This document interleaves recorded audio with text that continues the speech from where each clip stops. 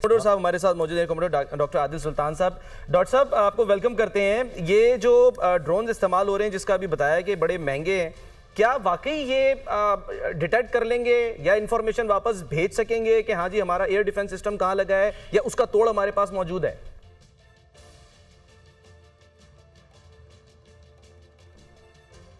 आदिल साहब सर आपको आवाज आ रही है? आदिल साहब आपकी आवाज कट जी जी बिल्कुल थोड़ा सा कट आ गई आपकी आवाज। जी सर बोलिए, कहिए सर।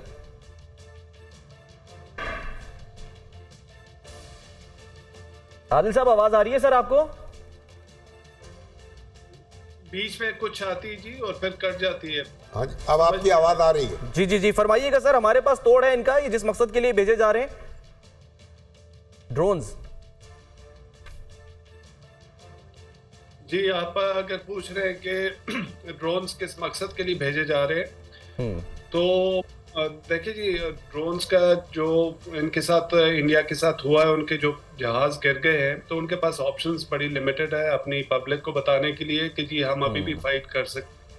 तो एक तो ये रीजन हो सकता है कि यहाँ पे ड्रोन्स करके भेज के और फिर उधर स्टोरीज जो उनकी मीडिया में चल रही है कि उन्होंने पता नहीं पाकिस्तान के डिफेंस कमांड तबाह कर दिया, और जो कुछ भी वो कहना चाहते हैं शायद वो उसको सेल कर सके।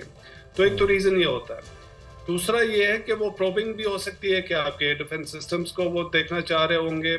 और तीसरा जो मोस्ट लाइकली रीजन है वो एक आपका पैनिक फैक्टर या फियर फैलाना पब्लिक के अंदर के इस तरह की स्ट्राइक्स। बिकॉज देखिए इसका लॉसेस तो इतने नहीं है, जो थोड़े बहुत हुए वेरी अनफॉर्चुनेट, लेकिन जिस तरह से इसका फियर था कि ड्रोन्स शायद कुछ बहुत बड़ी तबाही करते हैं, जो एक आधा दो ड्रोन्स गिरे भी है तो उसमें चंद लोग जख्मी हुए या कुछ शीशे टूटे। इसके अलावा 29 ड्रोन्स अगर है उसके अंदर डैमेज देखे तो कुछ भी नहीं हुआ।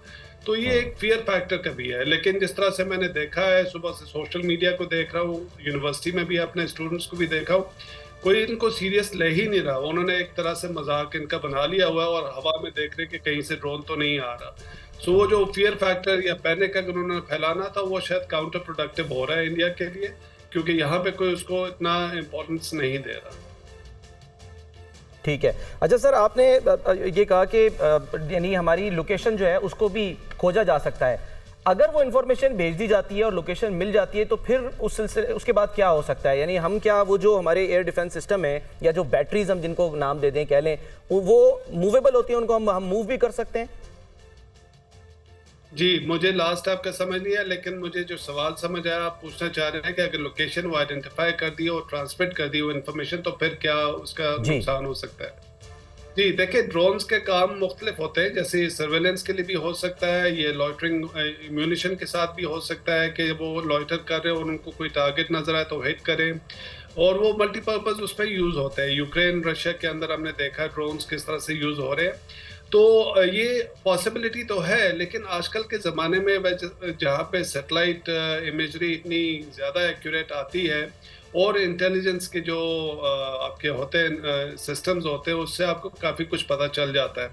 तो ये बड़ा एक आप कह लें कि सप्लीमेंट्री इंफॉर्मेशन तो शायद दे सकता है, लेकिन ये लगता नहीं है कि ये ड्रोन्स उस तरह के थे कि सर्वेलेंस के लिए है, क्योंकि वो ज़रा ऊंची परवाज में और बड़े होते हैं, उनमें कैमरास भी ज़रा वो लगे होते हैं जो डेप्थ तक देख सके या ऊंची हाइट से वो देख सके डिप्लॉयमेंट वगैरह की।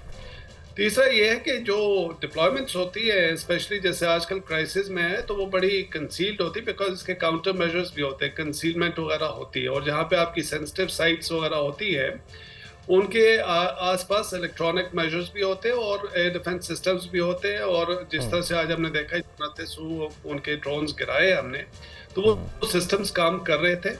तो मेरा नहीं ख्याल कि ये जो रिकनेसेंस के लिए 29 ड्रोन्स भेजे, ये कॉन्सेप्ट एक रिलेटिवली नया है कि स्वॉर्म ड्रोन्स की बात करते हैं कि जी आप इतने ज़्यादा ड्रोन्स भेजे कि एडवर्सरी एक पैनिक में आ जाए या परेशान हो जाए, या उसके डिफेंस सिस्टम जो है वो पैनिक में आ जाए या वो मिसाइल्स मारना शुरू कर दे। अब देखिए ये जो ड्रोन्स हैं, इनमें से इनकी अगर देखी जाए तो वैल्यू शायद मतलब in terms of price they are not very costly items.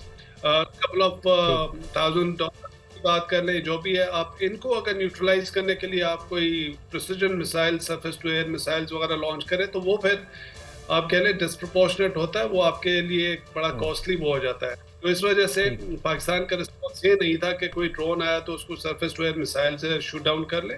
जब ये चीज़ें स्लो स्पीड पे चल रही है, लो ऑल्टीट्यूड पे चल रही है और ज़रा ये बहुत हाई टेक किस्म के ड्रोन्स नहीं थे, तो इनको तो एंटी एयरक्राफ्ट गन्स और दूसरे मेजर्स के साथ इन्होंने डिस्ट्रॉय कर लिया और तबाह कर दिया था आज।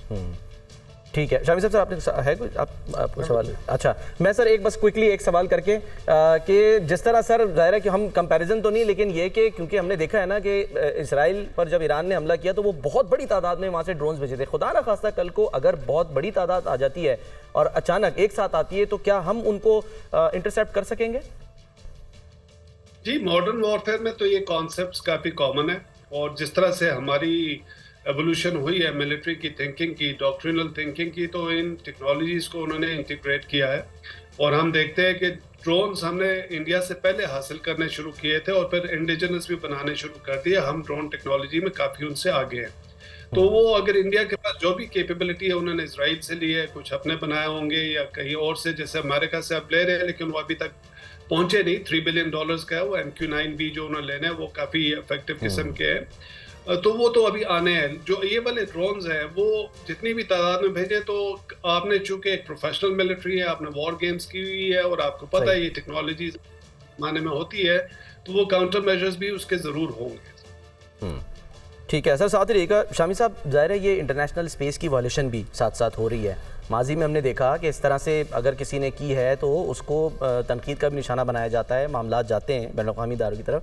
क्या सर हम अपना मुकदमा ये तैयार कर रहे हैं कि हाँ जी देखें मुसलसल जो है वो इंटरनेशनल स्पेस की वायलेशन भारत कर रहा है, कहीं इस्तेमाल कर सकेंगे हम इसको किसी फोरम पे? भारत का अपना नुकसान भी तो हो रहा है ना। देखिए अब जो माली नुकसान, ऐसे तैयारे जो है वो उड़ नहीं पा रहे और हमारी स्पेस वो इस्तेमाल नहीं कर रहे, तो हमारी स्पेस तो हम तो बहुत कम मुतासर हुए हैं उससे। उनके जहाज बड़ी तादाद में इससे मुतासर हुए हैं और उनको इसका भी करोड़ों डॉलर का नुकसान हो रहा है। और लेकिन ये सारी बातें जो हैं वो तो एक मुकदमा तो उनके खिलाफ जो कायम हो रहा है, लेकिन और वो कायम होता चला जाएगा। लेकिन बुनियादी बात यह है कि आप मैदान जंग में किस तरह अपना जौहर दिखाते हैं, सही है, और किस तरह अपने हरीफ को पसपा करते हैं। और अभी तक जो पाकिस्तान जो है उसकी मुसल्लह अफवाज जो है, उसकी फदाइया और उसकी बर्री फौज वो बड़े कमाल तरीके से उन्होंने अपना काम किया है और हमें पूरा एतमाद रखना चाहिए। मैं अभी उस्मान शामी साहब ने मुझे एक मैसेज भेजा है। अच्छा, वो बड़ा, अगर लोगों से अपील है कि अगर आप धमाकों की आवाज सुने तो हौसला रखें। अच्छा, हर धमाका एक हमला नहीं होता। सही है। आज होने वाले अक्सर धमाके जो थे वो इंटरसेप्शन की वजह से आए हुए हैं।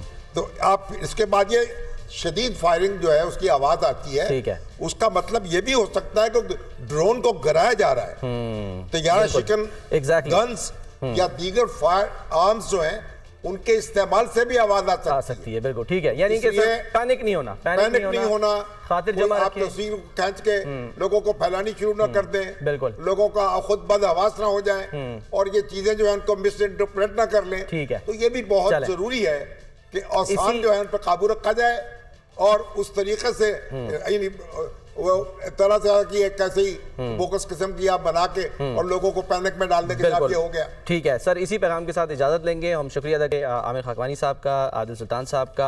अपना ख्याल रखिए नाज़रीन, अल्लाह हाफ़िज़।